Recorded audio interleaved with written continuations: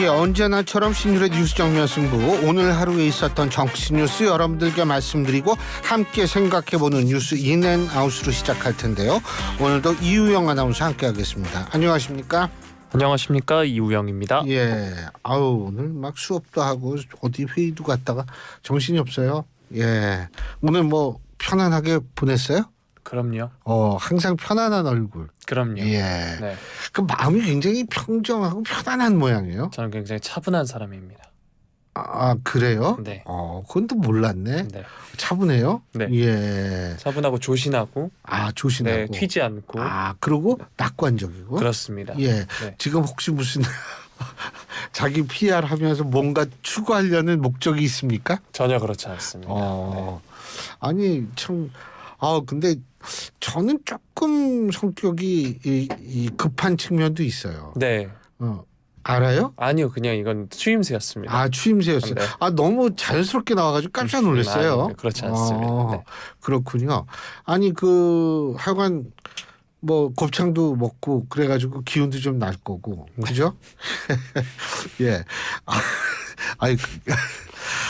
저희가 왜 웃냐면요, 지금 신동진 PD님이 이거를 물을 저한테 갖다 주시는데 아주 힘들게 갖다 주셔가지고 여러분 전혀 못 보셨죠? 야, 이 아주 기술적으로 갖다 주셨어요. 네. 예. 사족 보행을 하셨습니다. 예. 오늘은 덥더라고요. 안 더워요? 저는 딱 좋습니다. 네. 그것도 이제 낙천적으로 더움에도 불구하고 덥지 않다 이렇게 생각하는 거예요. 그럼요. 저는 컵에 물이 이만큼 남으면 물이 이만큼이나 남아있네 라고 생각하는 사람입니다. 그렇군요. 네. 예. 자, 여러분 뭐 속이 좀 안 좋으실 텐데 우물정 0945 샵 0945로 여러분의 그 지금 속이 안 좋은 상태를 보내주시면 제가 방송에서 반영해 드리겠습니다. 짧은 문자 50원, 긴 문자 100원의 유료 문자고요. 자, 오늘 어떤 얘기부터 알아보죠? 네, 총선이 이제 보름이 남았습니다. 관련해서 이야기를 한번 해볼 텐데요. 거대 양당이 판세를 자체 분석을 했습니다. 그래서 승리 가능성이 큰 우세 지역을 일단 국민의힘은 82곳, 더불어민주당이 110곳을 각각 꼽은 것으로 나타났는데요.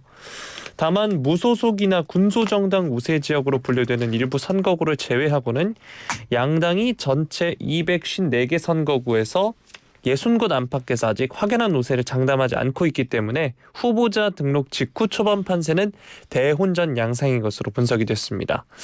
양당은 우세, 경합 우세, 경합 열세 등 크게 5개로 나눠서 판세를 구분을 했는데요. 이게 지난주까지 각 당의 선거 전략 단위에서 자체 또는 언론사의 지역구별 여론조사와 당 지지도, 역대 선거 결과 분석, 현지 민심 동향 실사 등을 바탕으로 판세를 분석한 결과라고 했습니다. 그러다 보니까 각 정당의 구체적인 판단 시점과 기준은 다를 수 있는데요. 지난 21대 총선 당시에 야당이던 미래통합당은 84개, 민주당은 163개 지역구에서 승리한 점을 고려했을 때 양당 모두 초반 판세를 보수적으로 분석하고 있다. 이렇게 풀이가 되고 있습니다. 일단 국민의힘 홍석준 선대위 상황실 부실장은 시도당을 통해서 주기적으로 바라보고 있는 것은 지난주에 굉장히 어려웠고 이번 주 반등하지 않겠나 예상한다. 이렇게 말을 했습니다. 82석 우세라는 초반 판세 분석에 대해선 최대치가 그 정도 수치 이상은 할 것으로 보고 있다라고 하면서 후보들은 현장에서 느낀다고 하는데 여전히 어려운 것은 사실이지만 지난주부터는 분위기가 좋아졌다라고 강조를 했습니다. 또 마지막까지 절대 신중, 절대 겸손의 자세를 잃지 않고 갈 수밖에 없다 이렇게 말을 했고요. 양당의 전략통, 지역 선대위 관계자를 상대로 권역별 세부 판세를 취합한 결과를 보면 수도권 전체 122개 의석 가운데 우세, 경합 우세 지역으로는 국민의힘이 20개, 민주당은 97개로 각각 파악이 되고 있습니다. 직전 총선에서 얻어간 의석수가 국민의힘이 16개, 민주당이 103개였는데요. 국민의힘은 이번 총선에서 당시보다 다소 높게, 민주당은 다소 낮춰서 전망했다고 볼 수 있습니다. 48개 의석이 걸린 서울에서 국민의힘이 판단한 우세 그리고 경합 우세 지역은 총 10곳이고요. 민주당은 21곳을 우세로 분류를 했습니다. 그리고 경합 우세의 경우에는 종로와 중성동갑, 강동을, 마포갑 이렇게 4개였고요. 양당이 우세, 경합 우세로 분류한 이들 35곳을 빼면 나머지 13개 지역은 승패를 예측하기 힘든 치열한 접전이 벌어질 수 있다고 분석한다는 뜻인데, 대표적으로는 용산과 영등포, 갑 등이 경합지로 거론이 되고 있습니다. 광역시도 중에 가장 많은 의석이 걸린 경기도 60개죠. 여기서 국민의힘은 7곳을 우세 또는 경합 우세 지역으로 판단을 했습니다. 민주당의 경우는 기존 현역구인 51개 대부분에서 수성이 가능할 것으로 내다보고 있고요. 전체 14석의 인천에서 국민의힘은 2곳을 경합 우세 지역으로 봤고요. 우세 분류 지역은 없다고 판단을 했습니다. 민주당은 현역 의원이 있는 11곳 모두 우세 흐름으로 내다봤고요. PK 지역을 살펴보면 전통적으로 보수 지지세가 강하지만 낙동강 벨트를 따라 민주당 현역 의원이 있는 지역, 그리고 경남 창원 일부 지역에서는 양당이 박빙 양상을 보이고 있다고 합니다. 또 충청권의 경우에는 양당이 서로 과반 승리를 예측하고 있고요. 양당 모두 전통적 텃밭에서는 승리를 예상을 했습니다. 국민의힘은 대구 경북에서 15곳 가운데 13곳을 우세 지역으로 이야기를 했고요. 강원의 경우에는 국민의힘은 강릉, 춘천, 철원, 화천, 양구울, 동해, 태백, 삼척, 정선, 속초, 인제, 고성, 양양, 원주, 갑, 홍천, 횡성, 영월, 평창 등 현역 지역 6곳 모두를 당선 안전권으로 분류했습니다. 호남의 경우에는 민주당이 모두 큰 이변 없이 석권할 것으로 자신을 하고 있고요. 자, 이렇게 거대 양당의 판세를 자체 분석한 결과를 소개해드렸는데요. 관련해서 뉴스인 부탁드리겠습니다.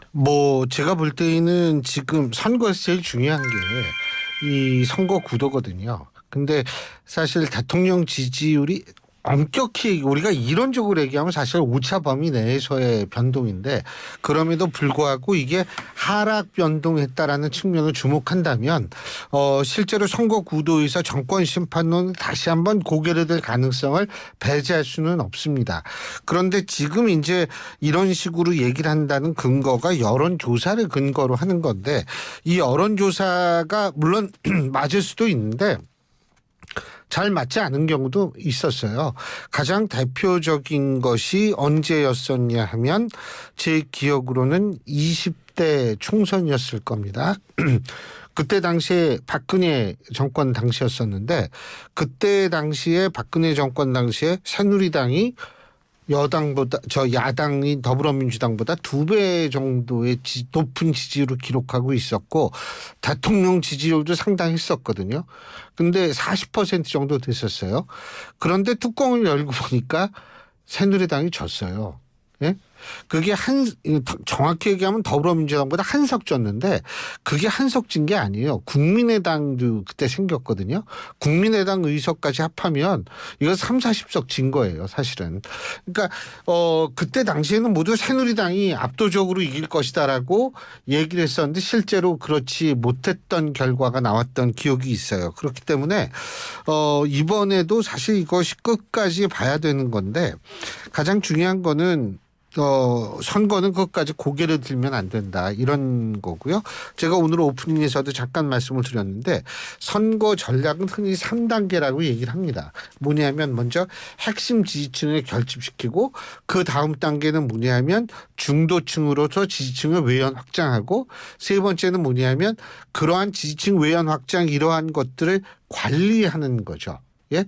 이 관리하는 건데, 일반적인 것이 패턴이 그런데 지금 여야 모두 하는 걸 보면 핵심 지지층을 결집시키는 데만 주력을 다하는 것 같아요. 그러니까 예를 들면 한동훈 위원장이 이 박근혜 전 대통령 예방을 하고 이렇게 하는 거, 이명박 전 대통령도 예방을 한다고 그러더라고요. 이러한 것을 보는거나 보거나 이렇게 봤을 때, 근데 야당도 마찬가지예요. 야당도 발언 수위 보면은요, 이건 핵심 지지층만을 겨냥한 그러한 행보거든요. 그래서 저는 사실 뭐냐면 이번 선거는 굉장히 여러 가지 면에 있어서 선거 전략을 봐도 그렇고 굉장히 특이한 선거예요. 특이한 선거라고 얘기를 했을 때에는 여론조사 결과 물론 맞을 수도 있지만 우리가 100%는 아니지만 한 80% 신뢰하기도 좀 힘든 상황이 아닐까, 이런 생각을 합니다. 두고 봐야겠죠. 네. 자, 다음 소식 살펴보도록 하겠습니다. 민주당 이재명 대표가 오늘 김어준의 뉴스공장 유튜브 채널에 출연을 했는데요. 이번 총선에 관해서 생존투쟁이라고 생각하고 역사적 분수령을 넘고 있다고 생각한다 이렇게 말을 했습니다. 이어서 다른 나라 얘기를 하고 싶지 않지만 자칫 아르헨티나가 될 수도 있겠다. 잘 살던 나라가 정치가 후퇴하면서 나라가 망해버렸다라고 지적을 했습니다. 브라질도 7대 경제 강국이다 갑자기 추락해버렸다. 사법 독재, 검찰 독재 때문이라면서 대한민국도 그 분수령을 지나고 있는 것 같다 이렇게 강조를 했습니다. 그러면서 더 퇴행하지 않게 막는 게 중요하다라고 이야기를 했고요. 해병대원 순직 사건 외압 의혹으로 수사받는 이종섭 전 국방부 장관의 주 호주 대사 임명에 대해서는 워터게이트를 넘어서는 국기문란 사건, 헌정문란 행위다. 국가 권력을 범죄에 체계적으로 조직적으로 활용한 것이다. 이렇게 비판을 했습니다. 이 대표는 자신의 전 국민 1인당 25만 원의 민생지원금 지급 제한을 국민의힘 한동훈 위원장이 물가 상승을 이유로 비판한 것에 대해서는 소양호수에 돌 하나 던졌더니 그거 수위가 올라가서 댐이 넘칠지 모른다. 이 얘기하고 비슷하다라고 하면서 13조 원 가지고 물가 걱정을 해서 이 어려운 난국을 타개하는 데 도움이 되는 걸 안 하겠다는 건 황당한 얘기다. 이렇게 반박을 했고요. 한 위원장이 의정 갈등 중재에 나선 것에 대해선 반발을 키운 다음에 제압하고 누군가 나서서 6.29 선언처럼 확 해결하는 걸 보여주려고 하는구나라고 다 예측할 수 있다라고 이야기를 했습니다. 현재 총선 판세에 대해선 국민의힘이 주로 써봤던 작전이 선거 막판에 가서 엄살 작전, 큰절하고 살려주세요 이렇게 결집을 노리는 건데 객관적으로 봤을 때 지금도 여전히 매우 위험한 상황이다 이렇게 진단을 했습니다. 얼마 전에 저희가 또 이재명 대표 재판 불출석 건도 소개를 해드린 바 있는데 이와 관련해선 다른 재판부들은 주가 조작 사건 이런 건 다 연기하고 그러는데 이걸 검찰이 절대 안 된다고 그러는 것이다. 제 손발을 묶겠다는 검찰의 의도다 이렇게 비판을 했습니다. 또 이번 총선에서 40%가 넘는 현역 의원이 교체되는 것에 대해선 사실은 본인도 엄청 불안했다라고 하면서 공관위도 그렇고 그런 점들 때문에 더 세게 못한 측면이 있다 이렇게 말을 했습니다. 자, 이재명 대표가 현 정부 또 여당을 향해 쓴소리를 했습니다. 이 대표의 발언들 어떻게 들으셨나요? 뭐 지금 야당 대표로서는 정권 심판론을 계속 키워야 되기 때문에 얘기하는 거는 이해가 됩니다. 그런데 그 1인당 25만 원 민생 지원금이요. 이거에 대해서 조국 대표 있죠. 조국 대표가 더불어민주당 이재명 대표가 약속한 1인당 25만 원 민생회복 지원금이 인플레이션을 가중한다라는 지적이 있다는 말에 대해서 대답을 뭐라고 얘기하냐면 조국 혁신당의 조국 대표입니다. 그런 점이 있다고 생각한다라고 얘기를 했어요. 이거는 같은 야권 야당으로서도 사실 그런 점이 있다라고 인정을 한 거예요. 이거는 아마 경제학하는 사람들은 다 이런 생각을 할 겁니다. 두 번째, 저는 뭐 이재명 대표가 다른 나라 사례를 드는 거 뭐 부분적으로 이해는 하지만 우리는 대한민국 제1야당 대표죠. 물론 선거가 중요합니다. 하지만 다른 나라에게 행여 조금은 다른 나라가 기분 나쁠 수 있는 얘기는 사실은 조금 피해 주는 게 좋지 않을까. 왜냐하면 외교에 있어서는 여야가 있어서는 안 되니까 그런 거고요. 세 번째로는 아르헨티나가 망한 이유가 물론 정치 때문에 그랬어요. 근데 정치 때문에 그랬지만 정치가 왜 그렇게 됐느냐를 따지면은 사실은 아르헨티나 같은 경우에는 돈을 많이 풀었거든요. 그래서 사실 아르헨티나 같은 경우에는 뭐냐면 최근까지도 IMF를 수시로 IMF의 그러니까 디폴트가 돼가지고요. 도움을 받을 수밖에 없는 상황입니다. 그렇기 때문에 제가 볼 때에는 정치가 그래서 그렇다. 그런데 정치가 뭐를 했느냐라고 따진다면 사실은 여러 가지 돈을 지나치게 과도한 재정 지출을 뭐 무리하면서 한다든지 이런 측면을 고려를 해야 돼요. 물론 그걸 한 주체는 정치예요. 하지만 그 원인을 따져본다면 글쎄 조금 이 지금 25만 원 민생지원금 얘기하는 이러한 것과 합해서 좀 생각을 해야 되는 것 아닌가라는 아쉬움이 있어요. 근데 확실한 거는 브라질 얘기도 하고 아르헨티나 얘기도 했지만 제1야당 대표는 물론 정부를 공격하는 거 충분히 가능한 얘기지만 왜곡을 언급할 때는 상당히 조심해야 된다. 거듭 말씀드리지만 야당도 외교에 있어서는 대한민국의 야당이니까요. 좀 그런 점을 좀 고려했으면 어땠을까라는 안타까움이 있습니다. 네. 자, 다음 소식 살펴보겠습니다. 앞서서 앵커께서도 살짝 언급을 해주셨던 소식인데요. 국민의힘 한동훈 비대위원장 박근혜 전 대통령을 예방했습니다. 한 위원장이 박 전 대통령을 만난 건 취임 이후 이번이 처음이라고 하고요. 오늘 오전 11시부터 박 전 대통령 사저를 방문해서 30분간 머물렀는데 윤재욱 원내대표 그리고 비서실장인 김형동 의원과 유영하 변호사 등이 함께했다고 합니다. 사저 방문 뒤에 기자들 앞에서 국정 전반과 현안들 그리고 살아온 이야기들이라던가 여러 가지 이야기들에 대해 굉장히 좋은 말씀을 들었다라고 이야기를 했고요. 예방 이유에 대해서는 지난번 대구 방문 때 박 전 대통령을 뵙기로 했었는데 일정이 맞지 않아서 그때 약속했던 날을 잡아서 뵙게 된 것이다. 이렇게 덧붙였습니다. 지역 정가에서는 이번 방문을 놓고 대구 중남구와 경북 경산시 등 무소속 출마자로 인해 출렁이는 TK 지역의 보수 지지층 결집을 도모하기 위한 행보다 이런 해석도 나왔고요.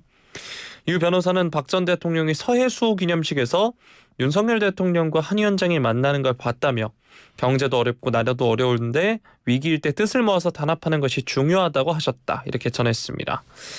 또 윤 대통령이 대구에 와서 민생 토론을 주재했는데 공감되고 지역에 희망을 주는 이야기가 많았으니 잘 뒷받침해줬으면 좋겠다고 말씀하셨다라고 말을 했습니다. 자, 이번 한 위원장의 예방을 두고 여러 해석이 나오고 있는데요. 앵커께서는 어떻게 보고 계신가요? 박근혜 전 대통령은 분명히 상징성이 있는 인물이에요. 보수에서. 그러니까 우리가 흔히 실제적인 힘, 영향력이 있는 정치인이 있고 상징성이 있는 정치인이 있는데 가장 좋은 거는 상징성과 영향력이 합쳐졌을 때 시너지 효과가 나오거든요. 근데 박근혜 전 대통령은 분명히 상징성이 있습니다. 그러면 한동훈 위원장은 상징성 인물을 지금 왜 찾아갔을까? 이거 대구 경북 지역에서 저걸 뭐 좀 지지를 더운데 이게 아니고요. 문제는 제가 앞서도 말씀드렸지만 지금 여야 모두 특이하게 핵심 지지층에 호소하는 행보를 보인다고 얘기를 했죠.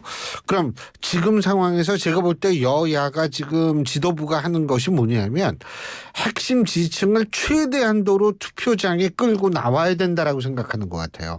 이 일반적인 이 문법은 아니거든요. 근데 최대한도로 끌고 나오려고 한다면 어떻게 해야 되겠습니까? 당연히 보수층의 관심을 끌고 보수층이 호응을 하고 보수층이 이해를 할 수 있는 행보를 집중적으로 해야 되는 거 아니겠어요? 그리고 또 한 가지 있죠. 야, 우리 진짜 위험하다. 예? 이렇게 해가지고 위기감과 이런 핵심 지지층을 향한 어떤 그런 행보를 통해 가지고 실제적으로 뭐를 얻을 수 있냐 하면 보다 많은 핵심 지지층의 어떤 이 투표장으로서의 유인 요소를 창출을 해가지고 투표장으로 최대한도로 끌어내는 그런 전략이라고 저는 생각해요. 자, 그렇다면 지금 우리가 투표율을 얘기를 하지 않을 수가 없는데 자, 퀴즈. 투표율 총선 평균 투표율이 몇 %요? 네? 총선 투표율 몇 % 평균? 역대 총선. 네. 찍어요 그냥. 몇 %일까요? 몇 번? 네. 아, 많이 늘었어. 네. 뭐 혹시 과외 받아요? 저희가 예? 사교육은 받지 않습니다. 사교육은요? 네. 그렇구나. 네. 난 또 뭐 의대 다시 시험 치려고 사교육을 받나 그런 생각을 했죠. 제가 수학에 강하지 못해서 의대 시험은 못 볼 것 같습니다. 그렇군요. 네. 근데 그거 뭐냐? 58%예요. 정확히 57.2인가 그래요. 지난 20년간 총선의 그 평균 투표율이. 그런데 요 58%, 57.2, 58, 요 투표율보다 더 많이 하면은 제가 볼 때에는 민주당이 좀 유리할 거고 요 투표율보다 좀 낮으면은 이거는 국민의힘이 조금 유리할 가능성이 있어요. 그런데 중요한 거는 뭐냐면 어쨌든 57.2%보다 높든 낮든 여기에 최대한도로 자신의 진영의 사람들이 투표장으로 나가야 될 거 아니에요. 바로 이제 그런 것들을 의식했다라고 보는데 진짜 저는 이번 총선 진짜 모르겠어요. 그리고 이게 한번 출렁이었죠. 그러면 또 한번 출렁일 가능성도 있어요. 근데 그게 깜깜이라도 출렁인다면 깜깜이 여론조사 발표 못하는 거 그때 깜깜이라 하더라도 최대한도로 뭐냐 하면 이 분위기란 느끼는 게 있거든요. 한번 2주 동안 지켜봐야겠어요. 재밌어요 아주. 그 깜깜이 흥미진진합니다. 기간이 어서 왔으면 좋겠다라는 생각도 종종 합니다. 그렇죠. 요즘. 네. 너무 힘들지. 이거 맨날 여론조사 나오면 가만히 있어. 오늘이 화요일이죠. 네. 예. 자, 그럼 또 이제 가만히 있어. 이 MBS가 요번 주 나오나? 다음 주에 나오는군요. 근데 이번 주에 나와야 되는 다음 주 목요일은 깜깜이에요. 예? 다행이네요. 다행이에요. 네. 예. 한국갤럽 이번 주 또 나오죠. 진짜 나도 힘들어요. 어쨌든 저는 지켜보는 사람으로서는 굉장히 흥미진진하게 지켜보고 있습니다. 내일 또 우리 엄경영 소장님 나오는 날인데 170석 주장이 아직도 변하지 않았는지 또 내일 또 흥미진진하게 전 내일도 기다려져요. 예. 네, 마지막 소식 살펴볼 텐데요. 조금 전 앵커께서 이제 여야 모두 핵심 지지층에 호소하고 있다라고 이야기해 주셨는데 통계청이 오늘 발표한 2024 지난해 한국의 사회 지표를 보면 보수와 진보에 대한 사회 갈등 인식률이 82.9%로 10명 중 8명이 가장 이에 대해서 사회 갈등 인식률이 심각하다라고 이야기를 한 겁니다. 이게 약간 심하다 그리고 매우 심하다 응답을 합친 비율이라고 하는데요. 이 보수와 진보에 대한 이 사회 갈등에 대한 인식률은 82.9%라고 말씀드렸는데 빈곤층과 중상층, 근로자와 고용주, 개발과 환경 보존보다 높은 수치입니다. 갈등 인식률이 가장 낮았던 유형의 경우에는 남녀, 남자와 여자였고요. 종교 간, 노인과 젊은 층 순으로 낮았습니다. 특히 보수와 진보는 전 연령대에서 80%로 나타났고요. 특히 40대가 84.2%로 가장 높았습니다. 자, 그리고 지난해 중고등학교 취학률은 또 감소를 했는데 사교육 참여율은 소폭 증가한 것으로 나타났다고 하고요. 취학률은 중학교 96.9, 고등학교 93.3으로 각각 전년보다 1.3, 1.2%포인트씩 줄었다고 합니다. 사교육 참여율의 경우에는 1년 전보다 0.2%포인트 증가했고요. 전체 학생 1인당 월평균 사교육비가 5.8% 증가했다고 합니다. 지난해 기준 총 인구 5,171만 명이었다고 하고요. 0세에서 14세가 571만 명, 그리고 65세 이상은 944만 명으로 집계가 됐습니다. 50년 뒤인 2072년에는 총 인구는 3,622만 명으로 줄어들 거라고 하고요. 65세 비중은 47.7%로 증가할 전망이라고 합니다. 네, 2072년이면 저도 60세가 넘겠네요. 네, 그렇고요. 집값 전 별 관심이 없어요. 2072년. 아직 건강하게 정정이 계실 거잖아요. 네. 사회생활을 진짜 잘한다. 네, 집값 경우에는 네, 집값의 경우는 소득의 6배에 달했다고 하고요. 2022년 연소득 대비 주택 가격 배율은 6.3배로 전년보다 소폭 감소했다고 합니다. 자, 날이 갈수록 사실 확증 편향 심해지고 있고 정치 이념이 다른 이들에 대한 존중이 사라지고 있는 상황이라는 점 많이들 아실 텐데 또 정치인을 향한 테러도 있었고요. 이 소식 관련해서 뉴스인 부탁드리겠습니다. 통계적으로만 본다면 우리나라에서의 진보 보수의 어떤 그런 이 나뉘어지는 거예요. 이게 미국보다는 덜합니다. 통계적으로 본다면 미국은 우리보다 더 심해요. 예?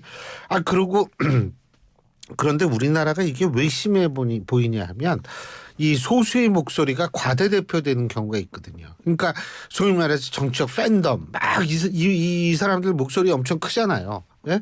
그러니까 이게 사실 이 정도는 아닌데 굉장히 커 보이는 측면이 있어요. 하지만 중요한 것은 침묵하는 이성적이고 합리적인 다수가 있다는 것에 저는 주목할 필요가 있다라는 생각이 들고요. 이게 사실 혹시 아버지랑 정치 얘기해요? 절대 안 합니다. 얻어 맞죠? 잘못하면. 아니요, 절대 안 합니다. 저는 맞을 것 같은데? 집에서도 안 합니다. 네? 네? 안 맞아요? 저는 절대 정치 아. 얘기를 하지 않습니다. 아니 가족들끼리 정치 얘기 안 한다는 거 이것도 사실 문제예요. 문제기는. 근데 네? 저희 집이요? 문제야 문제. 예. 근데 사실은 이게 저도 사실 뭐 제 처남이나 뭐 이런 친구들이랑 얘기할 때 정치 얘기 나오면 그냥 들어요. 아니 걔랑 싸워서 뭐해요? 예? 손아래 한참 8살 처남인데 그냥 듣는데 어쨌든 그러한 것들을 그냥 듣지 말고 함께 얘기할 수 있는 분위기를 만들면 참 좋을 텐데 그게 쉽지 않습니다. 미국도 사실 그래요. 트럼프 이후에 특히 심해졌는데 그런 것들 우리나라도 특히 박근혜 전 대통령 탄핵 이후에 굉장히 심해졌거든요. 그러니까 문재인 정권 이후에 심해졌는데 이런 거 돌아갈 수 있을까요? 그러기 위해선 이렇게 피로감을 느끼게 하지 말고 얘기를 할 수 있게끔 정치인분들이 잘해 주셔야 되지 않을까 생각합니다. 근데 사실은 그거 쉽지 않습니다. 네. 왜? 사회에도 관성이 있기 때문에. 노력은 해야죠. 쉽지 않은 거 해주시길 부탁드리겠습니다. 나보고 하라고요? 아니, 야, 차라리 욕을 하세요. 예.